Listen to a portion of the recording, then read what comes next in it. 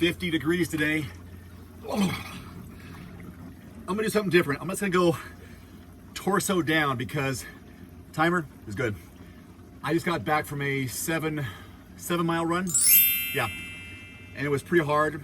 It was one of those negative split build into it where the first couple miles are casual, warm up, and then kind of pick up the pace. Cool thing about where I live is that there's plenty of hills, good or bad, but the first hill is the first mile, kind of a gradual uphill, which I like because I'm freshest in the beginning. So I do my first mile or 2 miles, I'm averaging 9:40, 9:30, because it's my first few miles. I'm trying to find a route, trying to do the math in my head and think about the route of, okay, how far do I go out before I turn around, and how many miles do I want to do? How am I feeling? So I'm gauging all these things at the beginning of my run. So I thought, okay, I'm gonna go out for an hour. If I'm doing, I'll definitely do under 10-minute pace, so I'm gonna do 6 miles. But if I pick up the pace, might be able to do 7 miles under an hour. But the first few miles at I think it was 9:30, 9:27. I'm going, okay, that's 19 minutes. I might not be able to do under an hour. I won't be able to do under an hour, but I might be able to slow it down or bring it down to, 9:15, 9:10 pace on average. So that was my goal, was like, all right, let's bring down the average pace by picking up the pace per mile gradually.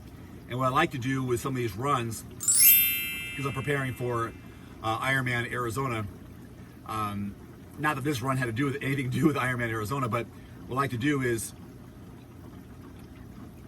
go out on an uphill and earn the downhill.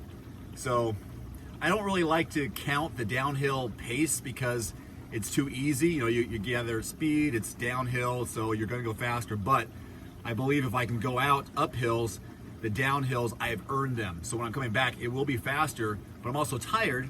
So it's kind of one of those things where, you're going out, you're fresh. So I'm fresh, I'm gonna go and find the hardest route on the way out. And then when I'm tired, I wanna earn those miles on the way back. So I've earned those hills. Coming back, it'll be a little easier. And so I can take advantage of that downhills and pick up my speed, get the leg speed over. So I was able to gradually increase the pace.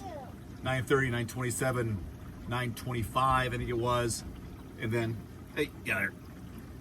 And then I got under, right around 9, I think. The last couple miles were even faster, under 9. And the last mile, I think, was under 8. So I ended up averaging, I got 7 miles under a 9-minute pace. I think it was 8:54 was what I got. And my knee is killing me. I had a good hard run. 2 days ago, I had a 9-mile run. So today I wasn't really expecting to go out for a run. But the pool was closed at the YMCA, so I was like, crap. I need something to do. I didn't feel like riding, but it was a nice day. So just kind of putting the miles in. That's where I am in now. And this is just strictly focused on legs. So I don't know, I'm gonna kind of experiment with cold water spot immersion. Is that even a thing? So I like massage, you can kind of just focus on one part of the body. Well, I'm just gonna focus on the legs because that's all I did today was legs for the run. It was pretty hard for the most part for me. And we'll see if this makes a difference. I did feel pretty fresh. The more I do this, mentally I believe I'm recovered. Whether I am or not, I think I am. The more I do the ice water, cold water plunging, the more recovered I am for the next workout. So with that in mind, I felt as though I could successfully attempt another run that was just 2 days ago. And the 9-mile run it wasn't so much hard as it was a long day, probably 3 hours of exercise that day or training that day. Today was just the hour. I think my time is up. Just gonna go for a 3 or 4 minute plunge, focus on the legs, and that's it. So there you go. Thanks for watching this, another cold plunge quickie, but a spot focus, just a cold plunge leg focus is what today's all about. If you're interested in getting one of these, check out thecoldplunge.com. Use Dave150. You'll save $150 off your cold plunge, I highly encourage it because I live by it. I wouldn't talk about it unless it works, and this works for me. Benefits are great. So thanks for watching. Have a good one. All right. Adios.